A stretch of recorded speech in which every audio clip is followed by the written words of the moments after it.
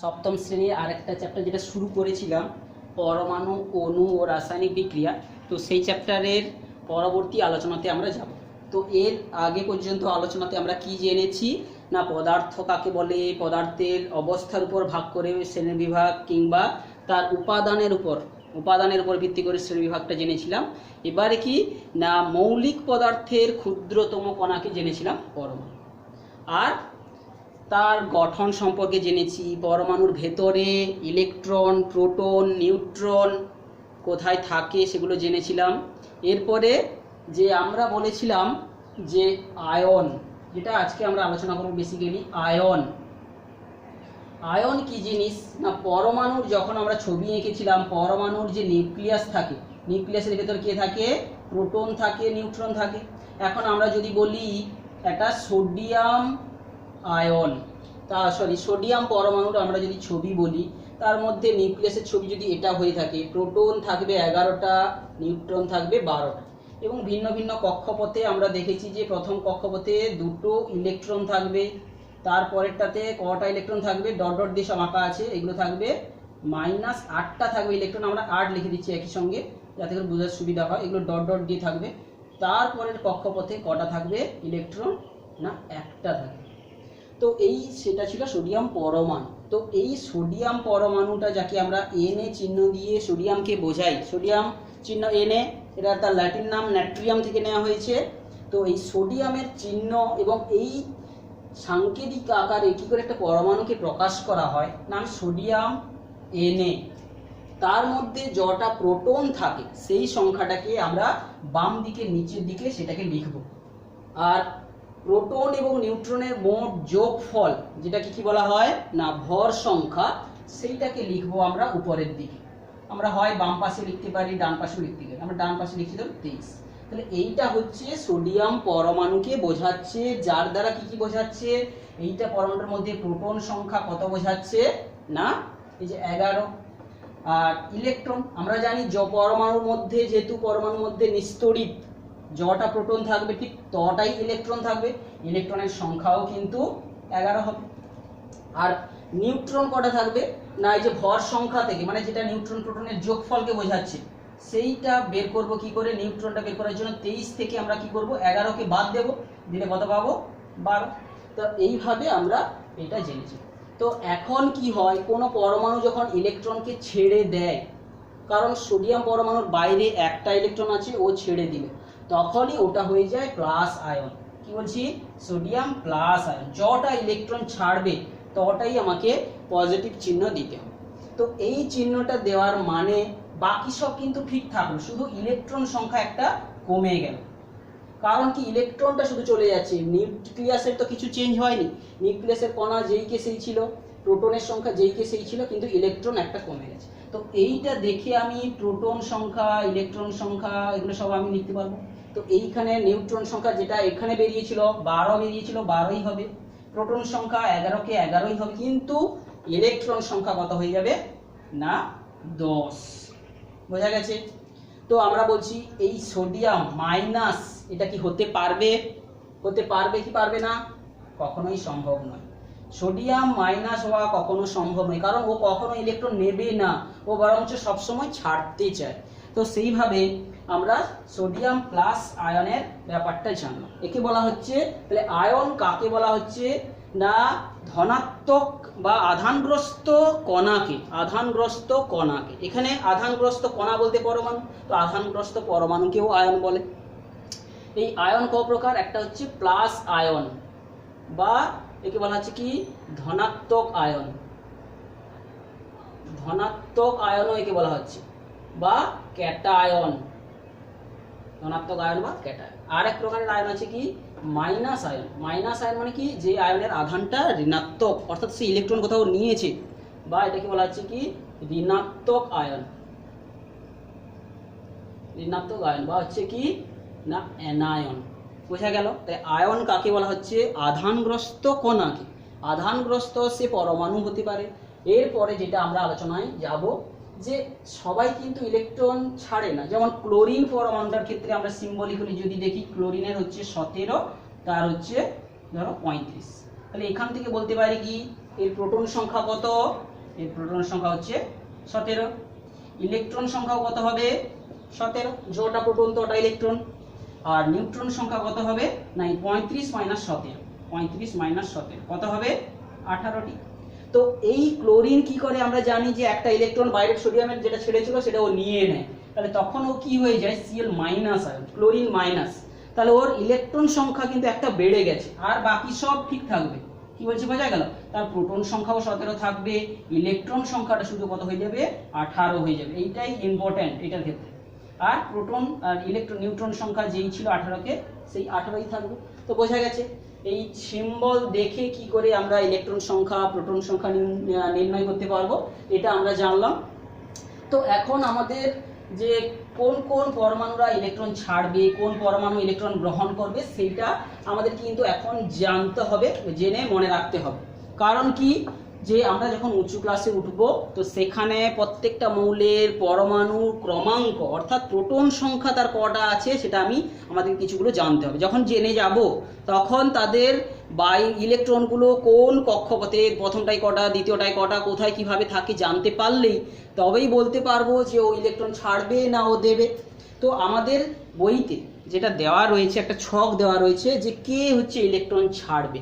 আমাদের যে ছকগুলোতে দেওয়া রয়েছে সেইগুলো থেকে যেমন আমরা জানি যে পটাশিয়াম যে মৌল, ও হচ্ছে কিন্তু একটা ইলেকট্রন ছাড়বে। ও যদি একটা ইলেকট্রন ছাড়ে, একটি ইলেকট্রন ছাড়লো, তাহলে এ কি আয়ন হবে বলতো? এই যে আয়ন হবে, এই আয়নটা কে প্লাস হবে না কে মাইনাস হবে? একটা ইলেকট্রন ছেড়ে দিয়েছে, ছেড়ে দিলে কি আয়ন হবে? সে পজিটিভ আয়ন হবে, অর্থাৎ কে প্লাস আয়ন হবে।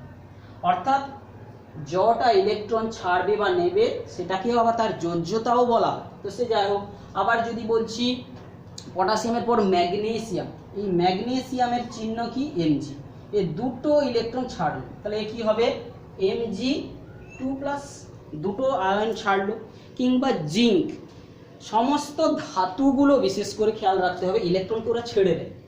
সেই যে জিঙ্কের কথা বলছি, জিঙ্ক ও দুটি ইলেকট্রন ছাড়লো, তাহলে কি হয়ে যাবে? Zn, দুটো ছাড়লো, 2+ হবে না মাইনাস? প্লাস, তাহলে হবে জিঙ্ক 2+। আবার যদি বলি সীসার সংকেত কি? লেড, ইংলিশ টার্ম সীসা, ইংরেজি লেড, তার চিহ্নটা কি হবে? কে বলবে? Pb, তাম্বলাম। এ কি করতে পারে? এ হচ্ছে যে সীসা কি করে দুটো ইলেকট্রনকে ছেড়ে দেয়। এও যদি দুটো ইলেকট্রনকে ছাড়ে তাহলে এর সংকেতের কি পরিবর্তন হবে? Pb2+, অর্থাৎ যারা যারা ইলেকট্রন ছাড়ে। আবার অ্যালুমিনিয়ামের চিহ্ন কি? Al, চিহ্ন দ্বারা কাকে বোঝানো হয়? পরমাণু। এবার চিহ্নের সামনে যদি কোনো সংখ্যা থাকে সেই সংখ্যা দ্বারা কি বোঝায়? না কটা পরমাণু তাকে বোঝায়। এই অ্যালুমিনিয়াম আবার কি করতে পারে? 3টি ইলেকট্রন ছাড়লো, তাহলে এ কি হয়ে যাবে? Al3+। অর্থাৎ দেখতে পাচ্ছি সমগ্র ধাতুগুলো, বিশেষ করে ধাতু, যতগুলো ধাতব পদার্থ আছে তারা সাধারণত প্লাস আয়ন বা এটা কি হবে? ক্যাটায়ন তৈরি করে। কি বলা? যে ক্যাটায়ন তৈরি করবে সমস্ত ধাতু। এবারে যদি আমি চলে আসছি কিছু অধাতু, বিশেষ করে অধাতু মানে কি না, বিশেষ করে যে গ্যাস, বিভিন্ন গ্যাসগুলো কিন্তু অধাতু। তাহলে তাদের কথা যদি বলি, অধাতুগুলো কোনগুলো? বিভিন্ন অধাতু, বিভিন্ন যে গ্যাস, ধরো অক্সিজেন বা নাইট্রোজেন, ফ্লোরিন, বোঝা গেছে? কিংবা হচ্ছে আরো অধাতু সালফার, ব্রোমিন, অক্সিজেন। ও মানে কি? এই চিহ্ন দ্বারা কি বোঝাচ্ছে? তার নামটা কি না অক্সিজেন। এগুলো আমাদেরকে সব জেনে মুখস্থ করে ফেলতে হবে, বোঝা গেছে? অক্সিজেন, নাইট্রোজেন কিংবা ফ্লোরিন, ফ্লোরিন বলতে পারি, ফ্লোরিন কিংবা হচ্ছে সালফার, আর হচ্ছে ব্রোমিন। এই চিহ্নগুলো সব মুখস্থ করতে হবে। আমরা আগে যে চিহ্নগুলো পড়ছি সেগুলোকেও বারবার দেখে আমাদেরকে পুরো মুখস্থ করে ফেলতে হবে। তাহলে এরা কি করতে পারে? এর দুটি ইলেকট্রন এ ধরো গ্রহণ করে। তাহলে এই ইলেকট্রন যেহেতু গ্রহণ করে, এ কি আয়ন হবে? প্লাস আয়ন না minus ion? Minus ion. 2- electron নিয়েছে, সে আরো ঋণাত্মক হয়ে গেল, বোঝা গেছে? তাহলে এটা হচ্ছে কি আয়ন তৈরি করবে? O2-। নাইট্রোজেন অনেক সময় কি করে?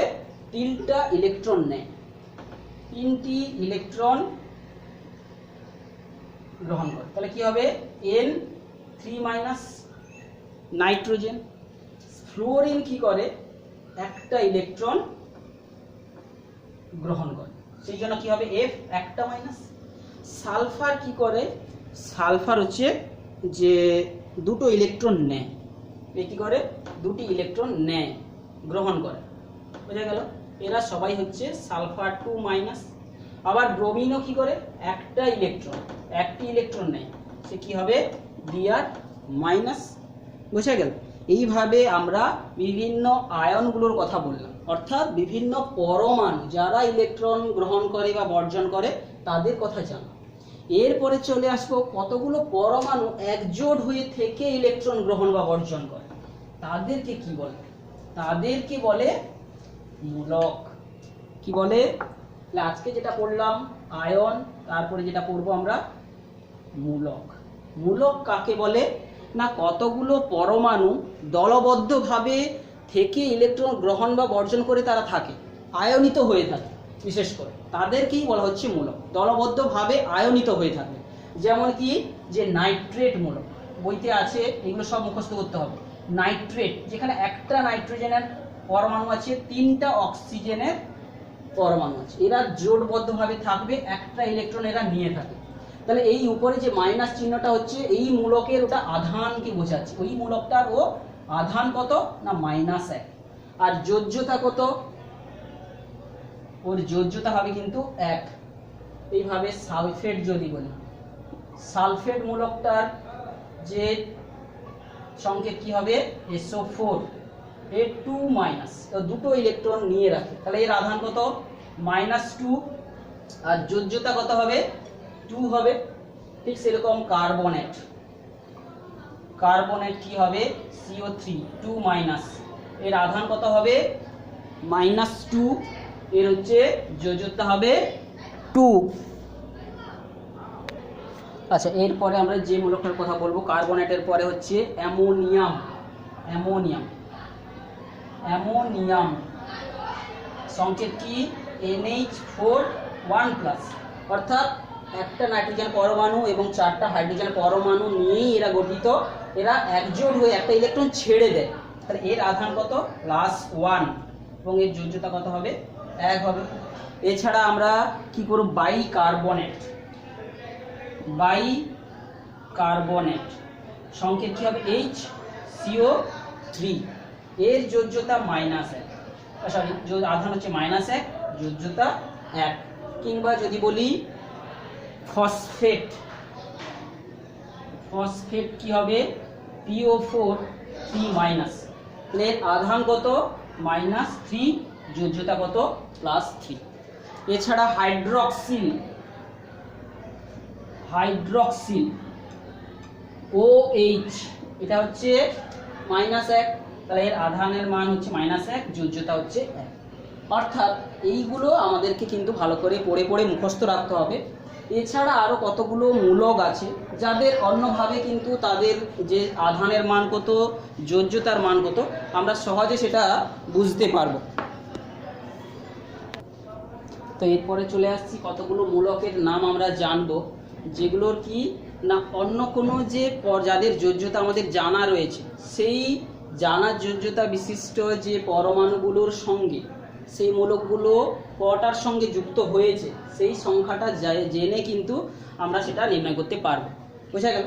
বিশেষ করে আমরা যেটা জানি কি সোডিয়ামের যোজ্যতা কত, সোডিয়ামের যোজ্যতা 1, পটাশিয়ামের যোজ্যতা 1।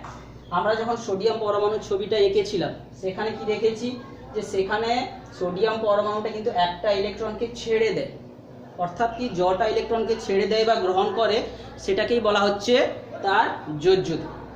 তো সোডিয়াম পরমাণুর যোজ্যতা কিংবা পটাশিয়াম পরমাণুর যোজ্যতাটা জেনে রেখে জানি, সেটা ধরে নিয়ে আমরা অন্য কিছু মূলকগুলোর যোজ্যতা আমরা নির্ণয় করতে পারবো। বিশেষ করে যেমন যে সালফারের, যেমন সোডিয়াম সালফাইড, তাহলে এটার নাম কি সোডিয়াম সালফাইড। আমি আগে নামটা লিখছি, সোডিয়াম সালফাইড। এই সালফাইডের সংকেতটা থেকে আমরা বুঝতে পারছি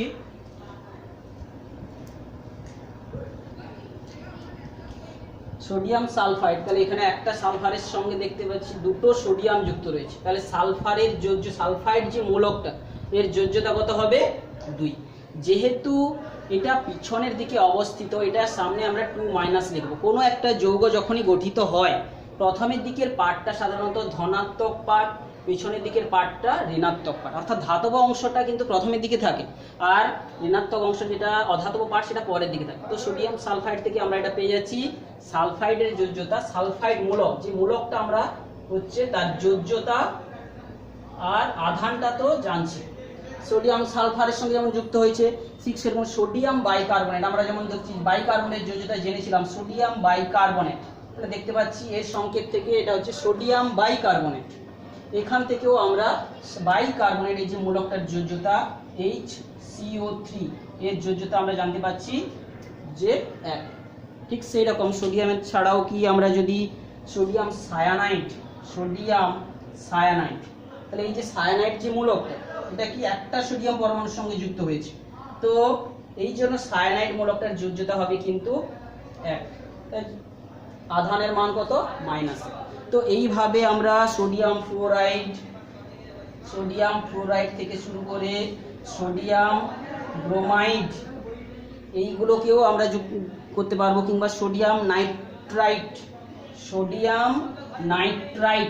NO2 নাইট্রাইট, এটা নাইট্রাইট, ট্রেট হলে NO3 সোডিয়াম নাইট্রেট NO3, এটা হচ্ছে সোডিয়াম নাইট্রেট, এটা নাইট্রেট, দুজনেরই যোজ্যতা কিন্তু 1, বোঝা গেল। অর্থাৎ NO2 এরও যোজ্যতা -1 আর NO3 এরও যোজ্যতা যোজ্যতা 1 করে, অর্থাৎ আধান -1 করে, অর্থাৎ 1-। তো এইভাবে আমরা কটা সোডিয়াম পরমাণুর সঙ্গে এই যে মূলকগুলো যুক্ত হয়েছে সেখান থেকে তাদের যোজ্যতা, আধান এগুলো সব আমরা করতে পারবো। ঠিক একইভাবে পটাশিয়ামের সঙ্গে যেমন, তাহলে এটা যেমন সোডিয়াম পরমাণুর সঙ্গে অর্থাৎ সোডিয়ামের যোজ্যতা জানি, যেমনভাবে ক্লাস 6-এ আমরা কি করেছিলাম যে কোনো মৌলের একটি পরমাণু যটা হাইড্রোজেন পরমাণুর সঙ্গে যুক্ত হতে পারে, কারণ হাইড্রোজেনের সেটাকে বলেছিলাম তার যোজ্যতা। এখানেও ঠিক একইভাবে কোনো মূলক যটা সোডিয়াম পরমাণুর সঙ্গে যুক্ত হতে পারছে সেটা দিয়েই তার কিন্তু যোজ্যতাটা আমরা নির্ণয় করছি। ঠিক একইভাবে কটা পটাশিয়াম, যে পটাশিয়াম মূলকের সঙ্গে কটা যুক্ত হতে পেরেছে, অর্থাৎ কটা পটাশিয়াম পরমাণুর সঙ্গে যুক্ত হতে পেরেছে কোনো একটা পরমাণু পুঞ্জ, সেখান থেকে তার আমরা যোজ্যতা, যেমন কি পটাশিয়াম পারম্যাঙ্গানেট MnO4, তাহলে এখানে দেখতে পাচ্ছি এই পারম্যাঙ্গানেট যে মূলকটা এটা কিন্তু একটা পটাশিয়ামের সঙ্গে যুক্ত হতে পেরেছে MnO4, তাহলে এর আধান হচ্ছে -1 আর যোজ্যতা 1। কিংবা পটাশিয়াম ডাইক্রোমেট K2Cr2O7, এইগুলোতে দেখছি ডাইক্রোমেট Cr2O7 এর যোজ্যতা কত না 2, বোঝা গেছে। এইভাবে কটা সোডিয়াম কিংবা কটা পটাশিয়ামের সঙ্গে যুক্ত হয়েছে সেটা দিয়ে কিন্তু আমরা এটাকে বের করতে পারব। তো একইভাবে আমরা যেটা জেনেছি যে ক্লোরিনেরও যোজ্যতা 1, কি করে ক্লোরিন, সেই রকমভাবে কতগুলো পরমাণু বা মূলক যারা ক্লোরিনের সঙ্গে যুক্ত হয়েছে, কটা ক্লোরিনের সঙ্গে যুক্ত হয়েছে সেটা জেনেও আমরা কিন্তু মূলকগুলো যোজ্যতা এবং মূলকগুলো জানতে পারি। তাহলে মূলক ও যোজ্যতা এই ব্যাপারগুলোকে আমরা বের করব। তো কতগুলো ক্লোরিন পরমাণুর সঙ্গে যারা কটা যুক্ত হয়েছে, যেমন আমরা যদি দেখি sodium chloride NaCl, sodium chloride একটা ক্লোরিন পরমাণুর সঙ্গে একটা সোডিয়াম যুক্ত হয়েছে, তাহলে সোডিয়ামের একটা পরমাণু একটা ক্লোরিন পরমাণুর সঙ্গে যুক্ত হয়েছে, তাহলে সোডিয়ামের যোজ্যতা কত 1। আবার যদি বলি potassium chloride KCl, potassium chloride KCl, এখানেও পটাশিয়ামের যে যোজ্যতা 1, কটা পটাশিয়ামের সঙ্গে যুক্ত হয়েছে একটা পটাশিয়াম। যদি বলি ক্যালসিয়াম ক্লোরাইড CaCl, তাহলে ক্যালসিয়ামের একটা পরমাণু কটা ক্লোরিনের সঙ্গে জুড়ে আছে 2টো, তাহলে ক্যালসিয়ামের যোজ্যতা হচ্ছে 2+, অর্থাৎ এর যোজ্যতা হবে 2। তো একইভাবে জিঙ্ক ক্লোরাইড, যেমন অ্যালুমিনিয়াম ক্লোরাইড, জিঙ্ক ক্লোরাইড, কিংবা হচ্ছে কিউপ্রাস ক্লোরাইড, কিউপ্রিক ক্লোরাইড বা ferrous chloride FeCl2, ferric chloride FeCl3, এইরকম অনেকগুলো মৌলের কথা আমরা লিখতে পারবো, যৌগের কথাগুলো বিশেষ করে এইগুলোকে আমরা কি বলছি না যে সংকেত তাহলে যেগুলো কোনো পরমাণু নয়, অণুর ক্ষুদ্রতম আকারগুলোকে প্রকাশ করা হয় সংকেতের সাহায্যে। তো এক্ষেত্রে একটা পরমাণু কটা ক্লোরিন পরমাণুর সঙ্গে জুড়েছে সেখান থেকে দেখেই আমরা বলতে পারবো কার যোজ্যতা কত। এখানে ক্যালসিয়ামের যোজ্যতা দেখেছিলাম দুটো ক্লোরিনের সঙ্গে যুক্ত হয়েছে, তাই ক্যালসিয়ামের যোজ্যতা 2। অ্যালুমিনিয়ামের যোজ্যতাটা কত হবে? এর হবে 3, 3টা ক্লোরিন পরমাণুর সঙ্গে যুক্ত হয়েছে, 3+। জিঙ্কের কি হবে? জিঙ্কের হবে 2+, অর্থাৎ দুটো হবে যোজ্যতা। কপারের দেখতে পাচ্ছি দুটো হতে পারে, কিউপ্রাস ক্লোরাইড, কিউপ্রিক ক্লোরাইড। যখন বেশি থাকবে যোজ্যতা হবে কপারের, তাকে বলা হচ্ছে ইক। তাহলে কপারের হতে পারে প্লাস, কপারের হতে পারে 2+, তাহলে যোজ্যতা 1ও হতে পারে 2ও হতে পারে। আবার আয়রনের ক্ষেত্রে একে বলা হচ্ছে ফেরাস ক্লোরাইড, যখন যোজ্যতা হচ্ছে 2। আবার ফেরিক ক্লোরাইড, যখন এর যোজ্যতা হচ্ছে 3+। তো এইভাবে আমরা দেখতে পাচ্ছি এদের যোজ্যতাগুলো কখনো আবার পরিবর্তিত হচ্ছে, 1 হতে পারছে, একই মৌলের আবার যোজ্যতা কখনো 2 হচ্ছে, 1 হচ্ছে, একে বলা হচ্ছে কি না পরিবর্তনশীল যোজ্যতা। তো এইভাবে আজকে আমাদের ক্লাসে আমরা মূলক সম্পর্কে জানলাম, বিভিন্ন মূলকগুলোর যোজ্যতা আমরা কি করে বার করতে হয় সেটা দেখলাম। তারপরে তার সঙ্গে সঙ্গে বিভিন্ন মূলকগুলোর সংকেত এবং যোজ্যতা আমাদেরকে ভালো করে বারবার পড়ে মুখস্থ করতে হবে। এই তো থাকলো আজকের।